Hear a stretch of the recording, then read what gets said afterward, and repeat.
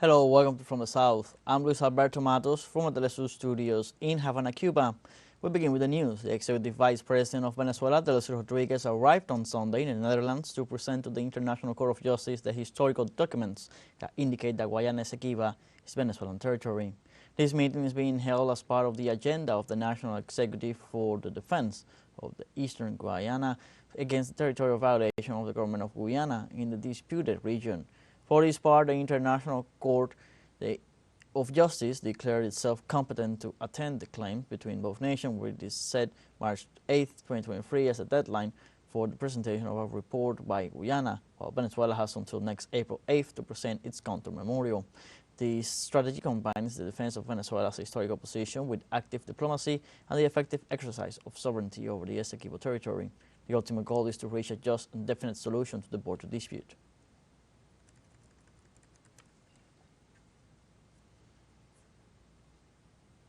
The Executive Vice President of Venezuela, Delcy Rodriguez, confirmed that she is in the Netherlands to present the historical truth of Venezuela in view of the territorial dispute over the territory of Essequibo.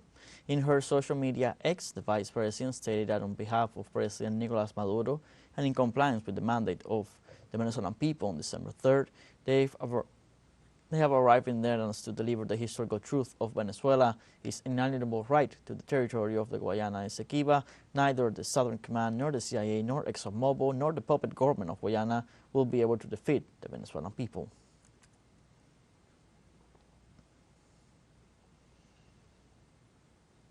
On Saturday, former Vice President of Ecuador, Jorge Glass, was transferred to the Guayas Regional Detention Center in the city of Guayaquil.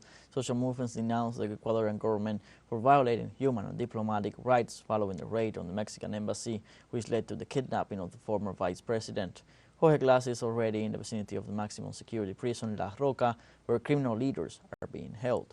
The Citizens' Revolution movement denounced that Glass did not have access to his defense and his lawyers have not been able to see him since his arrest at the Mexican embassy.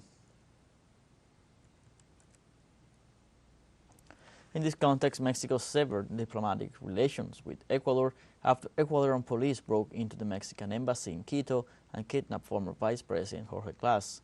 The incident occurred this Friday night, hours after the Mexican government granted Glass political asylum amidst diplomatic tensions between both countries. The information was confirmed by the Ecuadorian presidency through a statement in which it detailed that Jorge Glass Espinel was arrested and placed under the orders of the competent authorities. Mexico announced on Friday the granting of the political asylum requested by Glass, one day after Ecuador declared the Mexican ambassador Raquel Cerur Esmeque persona non grata for declarations made by President Andrés Manuel López Obrador on the Ecuadorian electoral context in 2023.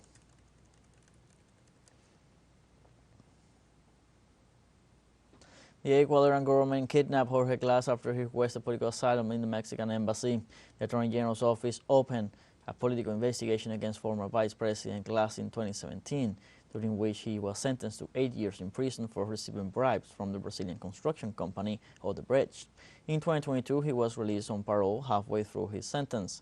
However, Ecuadorian authorities continued the judicial process arbitrarily, and the politician was summoned at the end of last year to answer for the case of misappropriation of funds. Since then, Glass sought diplomatic refuge in the Mexican embassy, resulting in a diplomatic rift in bilateral relations between the government of Ecuador and Mexico.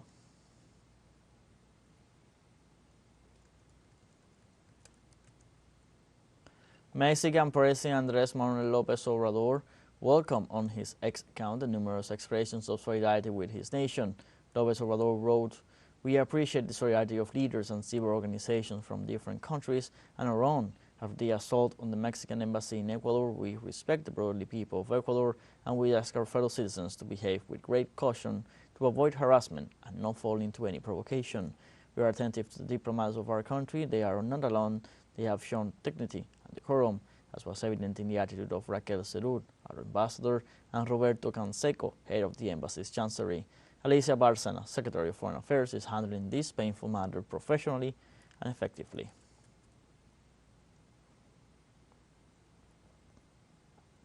And in the midst of this serious situation, different politicians and authorities make reference to the violation of the Vienna Convention on Diplomatic Relations. Let's review what the text says. The Vienna Convention provides in the first instance that the premises of the mission are inviolable and that the agents of the receiving state may not enter them without the consent of the head of the mission. Secondly, that the receiving state has a special obligation to take all appropriate measures to protect the premises of the mission against intrusions or damage. And finally, that the premises of the mission, their furnishings, and other property therein shall not be subject to any search, requisition, attachment, or enforcement action.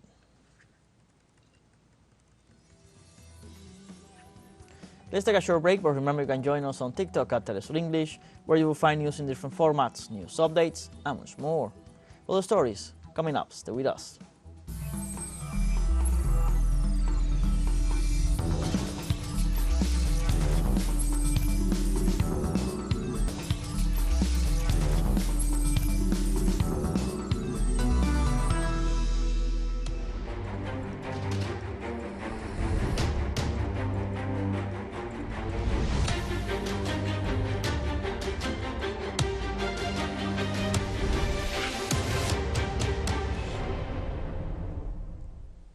Welcome back. This Sunday, the Israeli siege of Gaza continues after 6 months of relentless attacks against Palestinians.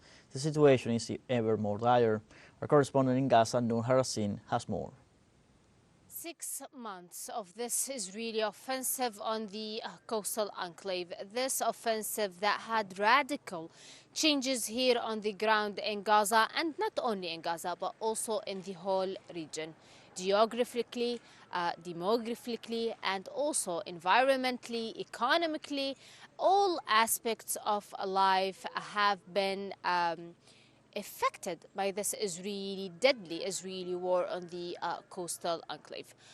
Israel continued striking areas in northern Gaza and middle Gaza and also in southern Gaza, as Palestinians here on the ground are very disappointed about the international community effort, the leaders and governments of efforts in stopping this Israeli war on the coastal enclave.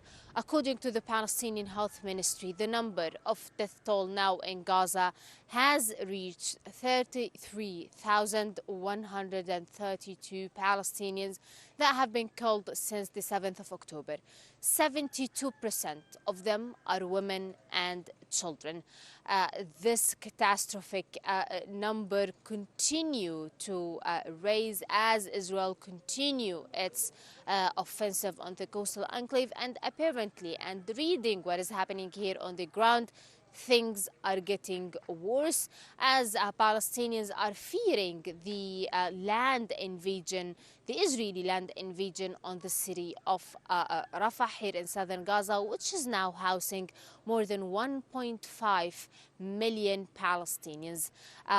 Palestinians talked about the great damage in northern Gaza and also in middle Gaza.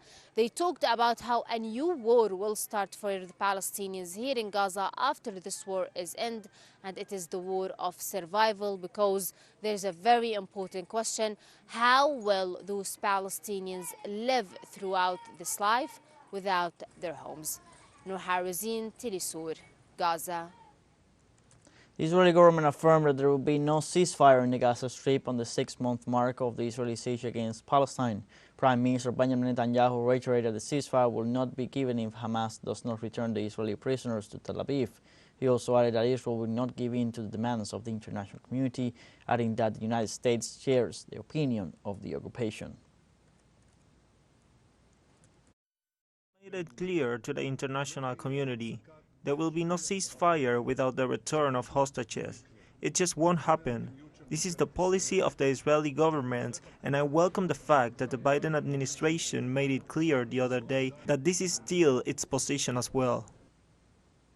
The United Nations criticized the United States' decision to sell fighter jets to Israel. The UN Special Rapporteur on Human Rights in the occupied Palestinian territory, Francesca Albanese, questioned Washington's decision and denounced that the damage caused to the infrastructure in Gaza has a cost of more than $18 billion. The approximate value of each of the F-15 planes offered to Israel. The rapporteur also insisted on the need to enforce an arms embargo and other sanctions against Israel in order to stop the genocide being carried out against Palestinians in Gaza.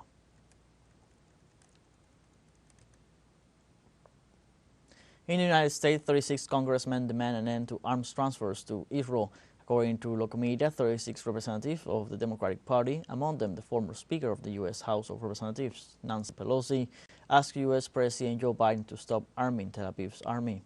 Parliamentarians called for an investigation into the Israeli airstrike on Monday, April 1st, which killed 7 employees of a charity organization working in Gaza. They also stated that given the worsening humanitarian crisis in Gaza, there will be no justification for approving new arms shipments to the Israeli occupation.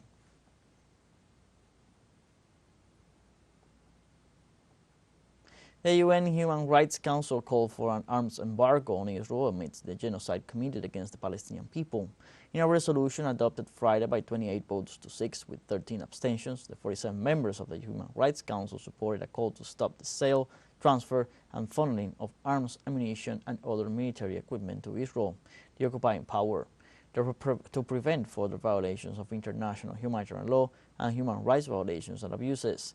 The measure was submitted by Pakistan on behalf of the Organization of Islamic Cooperation and was co-sponsored by Cuba, Bolivia and the State of Palestine.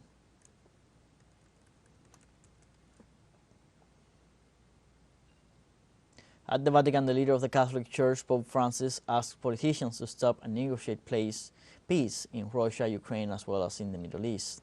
The pontiff urged the hundreds of parishioners who were listening to him to support the people who are working to reduce the tension and make peace negotiations possible.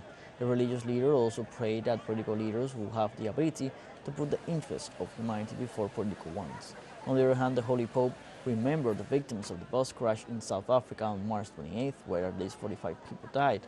The Pope also prayed that the political leaders will have the ability to put the interests of humanity before political ones.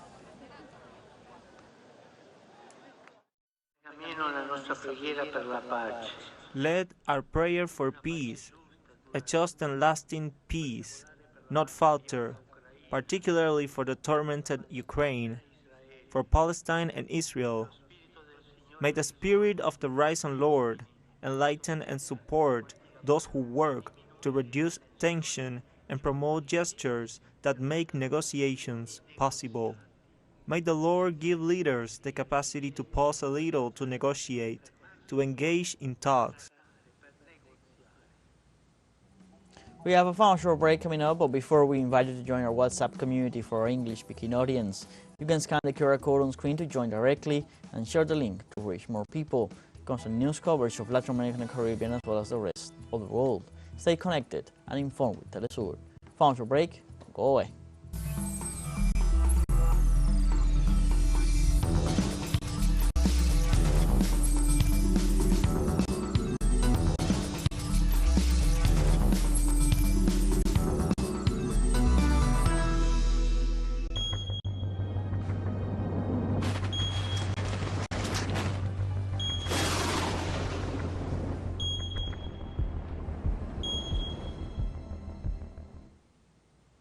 Welcome back.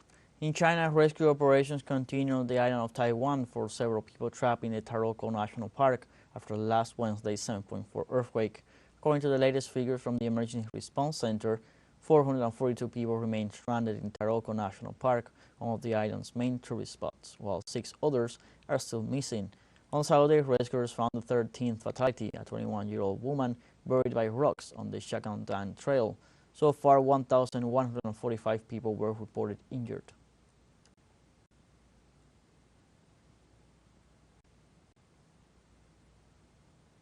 In Russia, the government declared the recent flood in the Orenburg region as a federal emergency. Rescue teams continue to evacuate people in the affected area. The emergency ministry announced that the overflow of the Ural River caused a dam to break, and in turn the flooding, which has been considered as a federal emergency, in order to allot necessary resources for an appropriate quick response. The emergency ministry reports that over 4,100 people are working on the area in 800 teams. The authorities report that over 6,600 residential buildings in the city of Orsk, bordering with Kazakhstan, are flooded and without electricity. Meanwhile, over 4,000 people have been evacuated, including 885 children. People are being evacuated using watercraft, inflatable boats, and transporters that can accommodate up to 50 people. The evacuation is being carried out gradually, street by street, and people are also being notified through loudspeakers. We recommend that the residents listen to the advice of the emergency ministry and leave the danger zone, because now the water is gradually rising and it is expected that it will continue to rise. In Russia, the government warned that an appearance of North Atlantic Treaty Organization nuclear weapons in Finland would not go unanswered. Russian ambassador to Finland, Pavel Kuznetsov, noted that Russia will work out concrete steps in this sphere, taking into account the real threats to the security of the Eurasian countries posed by such actions. The official added that the Finns should understand that such a serious provocative step will not go unanswered by Russia. In the framework of this, Kuznetsov explained that the Finnish authorities plan to start analyzing in 2025 a bill to amend the nuclear energy law, primarily in the interests of domestic civil energy, in particular for the construction of mini nuclear power plants.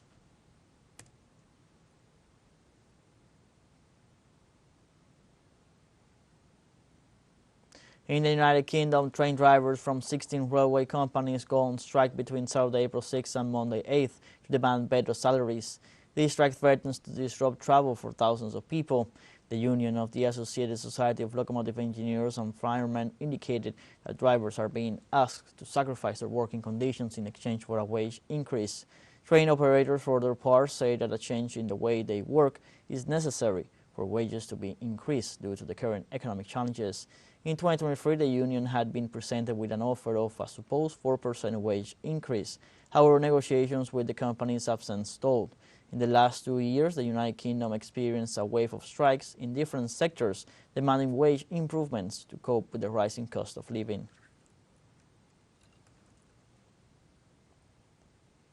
Rwanda is observing the 30th anniversary of the 1994 genocide, in which over 800,000 Tutsis and moderate Hutus were killed. Rwandan President Paul Kagame laid wreaths at the mass graves of the victims. Attending the ceremony were the Prime Minister of Ethiopia and the Presidents of South Africa, Central African Republic, and Madagascar, South Sudan, Republic of Congo, and Tanzania, among others. The massacre perpetrated by Hutu extremists, which claimed over 800,000 lives, lasted 100 days before the Rwandan Patriotic Front rebel militia took over Kigali in July 1994. Sunday's commemoration marks the start of 100 days of national mourning. Many of the countries represented here today also sent their sons and daughters to serve as peacekeepers in Rwanda. Those soldiers did not fail Rwanda. It was the international community which failed all of us, whether from contempt or cowardice. We have come to the end of this news brief. You can find these and many other stories on our website at telesurenglish.net. Also join us on social media, Facebook, X, Instagram, Telegram, and TikTok. For Telesur English, I'm Luis Alberto Matos. Thank you for watching.